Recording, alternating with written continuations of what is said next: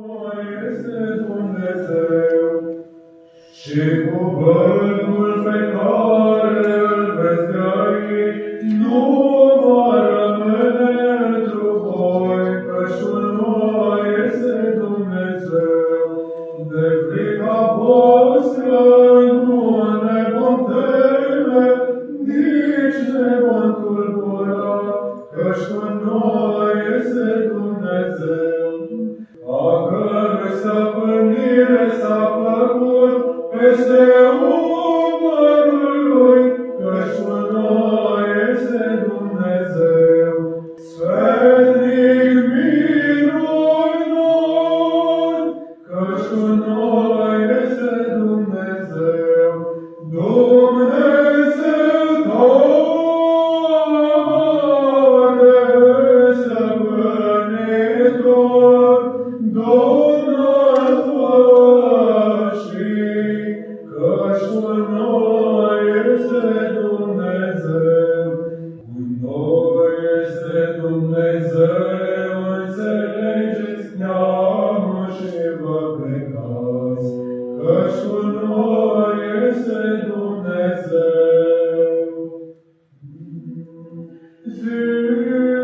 Ziua trecând, mulțumesc ție, Doamne, seara rog-mă cu noaptea, fără de păcat dăruiește-o mie,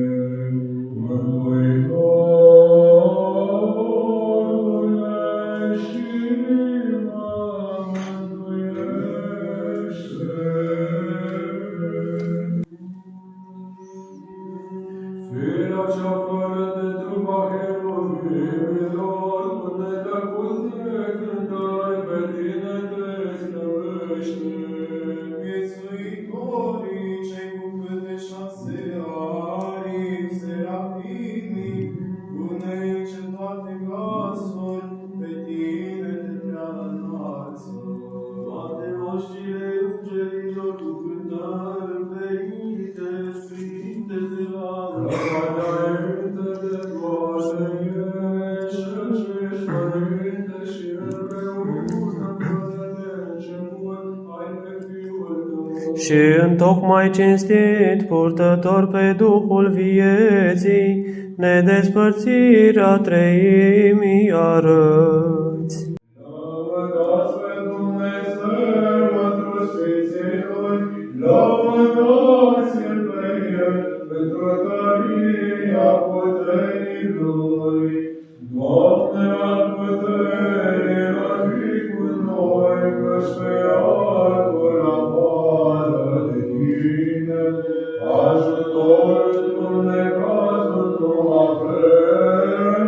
Doamne al puterilor, miluiește-ne pe noi.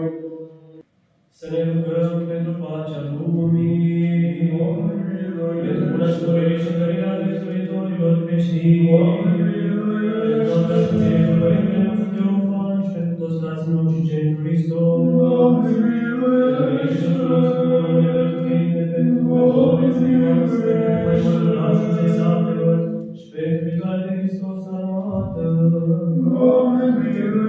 pentru cei ce ne urăși, pentru cei ce ne iubesc pe noi, pentru cei ce ne iubesc și ne ajută nouă, pentru cei ce ne-au să nouă de bine și să ne rugăm pentru dărnicii, pentru izbăvirea celor grăbiți, pentru părinții și fraților și mai sunt departe, pentru cei ce rășesc ăsta pe apă și prin aie, pentru cei care zacă în boli și neputințe, să ne rugăm pentru peșterătoare pământului,